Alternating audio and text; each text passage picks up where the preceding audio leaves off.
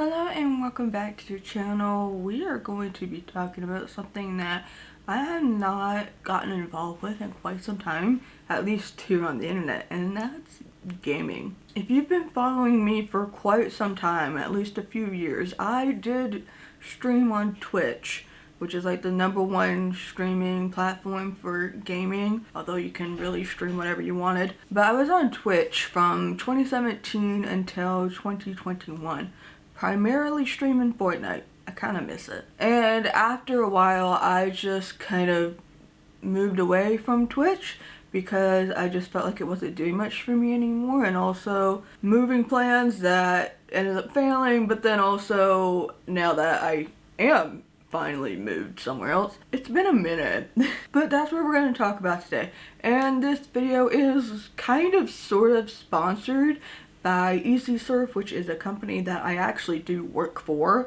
So we'll talk about them more in a minute. So, I did grow up with gaming a little bit. At 6 years old, I got my first Game Boy Color and my first Game Boy game. So the Game Boy Color was, what color was it? I think it was like that dark pink color, even though I really wanted a blue one, but they didn't have it. And I got it from Germany, because we were visiting Germany, we were visiting back home, visiting my grandparents, and my grandparents bought it for me. And then the first game I ever got was Pokemon Yellow, obviously the German edition. I still have it somewhere.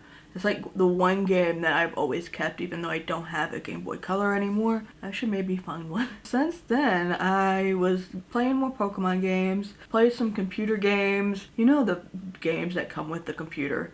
Solitaire, pinball, and then math games and stuff for school that weren't even an assignment. I remember Barbie games. I've grown up with the PlayStations, multiple PlayStations, the GameCube, the Nintendo 64. I am mad at myself for somehow getting rid of my Pikachu Nintendo 64, and I don't know what I did with it. So we've gone through a lot of consoles, and one of the main questions that people will ask you when you play games is, why were you so into games? Why was that so important to you? And as you may or may not know, depending on how new you are or how old you are here, I grew up with a very abusive childhood. And like most people, a common answer, regardless of how good or how bad childhood was, honestly, was going to be, or is going to be, that it's an escape from reality. Granted, some of the games that I was playing may not be any better, if you were to actually experience it in real life, but, playing Pokemon and stuff like that, especially dreaming of being able to, like, go out into the world as a 10-year-old, which actually I find very questionable, even if you do have a Pokemon with you. I don't understand why little kids were allowed to go running around Kanto and Johto and other places at 10 years old, but I digress. So I wanted that escape. I wanted something fun. I wanted something less stressful. I shouldn't say less stressful, because I stress myself out a lot playing games. There's a reason why I don't like playing puzzle games. If you follow me on Twitch, I really didn't like to play a lot of the games that I like to watch other people play. So the horror games and stuff, and really anything that wasn't a first-person shooter, I didn't actually like to play as much as I like to watch, because I hate trying to figure out the puzzles and trying to find where things are on the map and then trying to avoid things, and I hated it. So that's why I was mostly streaming and playing like Fortnite and Sims, and if I wanted to play a puzzle game, I'd play a puzzle game and not The Last of Us or something. I should be careful with my choice of words there when I say I want something less stressful. But at least I could choose to be stressed by this, or I can turn it off if I wanted to, versus, the actual home life that I was living. You can't really turn it off, especially when you're a child. And I played these games without accessibility in mind. We found out that I was deaf for sure when I was 11 years old. But even then, I wasn't paying attention to that type of stuff. And I think maybe the only thing that would always bug me is, especially in Pokemon games, you would have some sort of little mini games and tests, like at the radio tower. You want to get a pass to the radio tower, and you'd have to do a little audio listening, figuring it out game, and that didn't always work with me. Of course, it's easy. Save, restart, pick a different answer. And then eventually you already know the answer. Or now we have computers, we can look it up. But yeah, I went through phases. I would play a lot, I'd stop playing. I remember games that I would stop playing after 10 minutes because, again, I hate the puzzle parts and the map parts and I have anger management issues if I wasn't already obvious with that, and I've admitted that. I'm self-aware when it comes to that. You know, I went through phases, same with like my reading phases, really into playing, and then I stopped playing, and then I'm really into playing again, or I'm just gonna stick with Sims, because Sims is easy, and you can spend literally 12 hours, if not more, just playing that. And then eventually, come 2021, I just stopped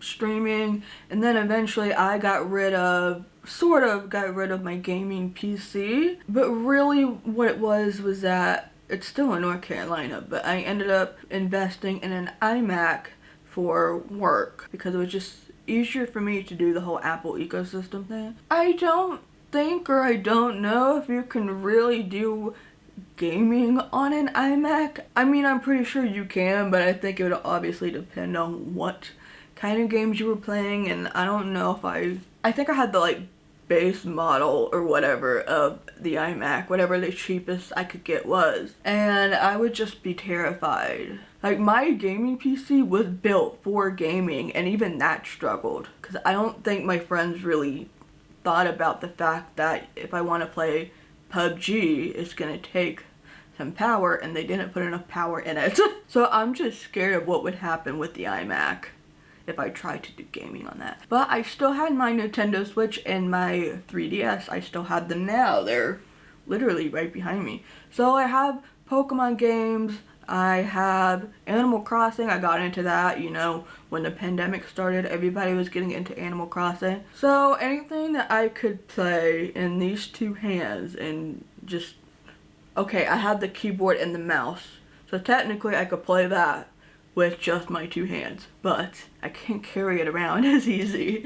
So as long as I have something that just requires these two hands and I can just look at it and I can easily go from here to the bathroom, to the community room and whatever and have this with me, is so much easier. But with the iMac, I'm a little terrified. And again, peace and quiet time to myself. Finally moving out on my own has been an experience. Things that just keep on happening. So you want something that's a little bit less stressful, a little bit of peace and quiet. What better to have than like Animal Crossing and Pokemon, right? And of course, wanting to make gaming more accessible is another reason why I have been trying to get back into this gaming space a little bit, however I can. Did I even mention that we were moving on to this question of why I want to get back into gaming? I don't remember.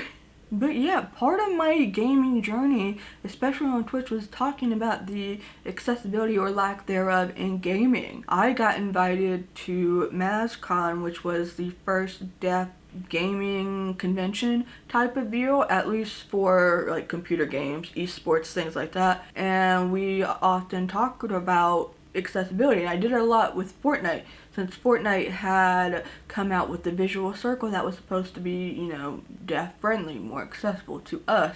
So I made videos on that. I made videos on other games. To be able to continue working in this space, I have to get back into gaming a little bit, even if it's just playing on a Nintendo Switch, right? One problem though is that I do live in a tiny studio. It's a 370 square foot apartment. While I have a desk with a computer, again, the computer is an iMac and not my gaming PC, which I don't even have with me anymore. So I would be wondering how I would be able to game in here. Now I do have a PS5. Problem is, I don't have anywhere to really put it because I also don't have a television. So the question is, how exactly would I be able to get back into gaming with the PS5? Now I do have a friend who has a 2-bedroom apartment who did say, I did ask him if I could like use his apartment as a little host for the PS5 and use his TV, and I think he said okay. Downside is he also lives an hour away.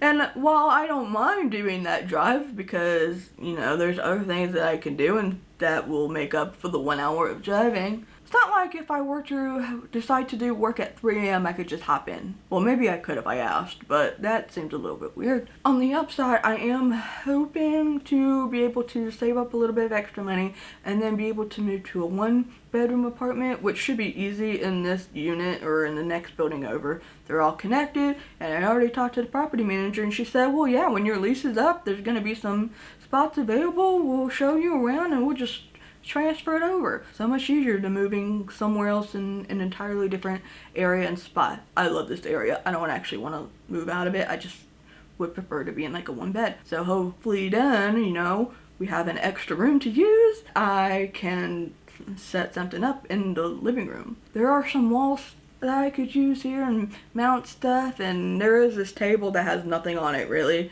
that could probably, you know, be home to the PS5, but I don't know. I need somebody who knows studio designing and furniture placing because I've been stuck. It's been a long 8 months of me trying to figure out how I want to get everything. But now with all that being said, like I said, we're repeating ourselves here. I do work with a company called EasySurf, and they are sponsoring this video. Thank you. Working on company time. So what EasySurf is firstly, they are based in Canada, so it's like I'm getting my honorary Canadian status again, as you know, I used to date a Canadian and spent 3 years on and off in Toronto, from Toronto to Charlotte, back and forth. And EasySurf is a team made up of disabled people, various disabilities, mobility related disabilities. We have blind folks, visually impaired, low vision folks, deaf people like myself. And we work to make sure that companies' websites are accessible, their apps, and also gaming. I believe the gaming part is newer. And that's where I believe they found me, and we talked a little bit about it. And currently I've been helping them out with social media. I get involved with making posts for LinkedIn and on Twitter. I've made promo videos, we all have. I'm doing this video for them talking about them. And yeah, with my time there, I'll be able to work with various companies and be able to test out their products, whether it's just general products and their websites, their video content, making sure, you know, it's accessible for me, other deaf people, deaf blind people even, and their games. Again, the gaming stuff is new. We're getting, you know, clientele for the gaming, and I will be able to help out with, okay, are the subtitles or the captions for this game in particular, you know, like, are the base level, is the base level good? And of course having options to be able to make it bigger, or maybe even a different font, different color styles. That's something that I do. I'm excited about it, and it's really cool that like this week, you know, I've been planning to make this video, I've had stuff written out, and then when it comes to like trying to film it, like pain has come up, things like that. And it's cool having a boss that's like, hey, if you can't do it today, you do it tomorrow, or do it in 2 days from now. You know, like, we know things come up, like I have pain, I understand, etc., etc. It's chill. Like, obviously we gotta get the work done, but as long as there's communication, everything's good. So yeah, you should definitely check them out because I'm very happy to work with them, for them, and there's a lot of cool people on the team, some that I've actually kind of met before I even found out that they were on this team. And if you need some accessibility help yourself, come over to us. Websites, apps, games. Come on over, and somebody on the team is going to be able to help you out, even if it's not me. It might not be me. It might be somebody else who's more experienced or has a different disability than me. So why not? So again, thank you EasySurf, thank you my boss for sponsoring this video. But for real, I will have a link down below so you can go check us out. I think that it will be very beneficial to you and for us. But yeah, that's where we are with the gaming journey. So currently it's more handheld than it is. Honestly, I haven't even watched much Twitch anymore, which is kind of sad. I have a laptop as well as my iMac. I should just put my little laptop here and then like have Twitch on the background. I do miss watching Fortnite. Did you know that Fortnite went back to like their original map like a year ago? And here I was sitting and thinking, wow, of course this would happen. Like, and I never get to play it again unless I find a different setup for it, which I don't even think they use it. I think they went back to newer stuff. Such a shame. I never got to play OG Fortnite, and I got so much better after 3 years. I don't want to imagine what I would be like now.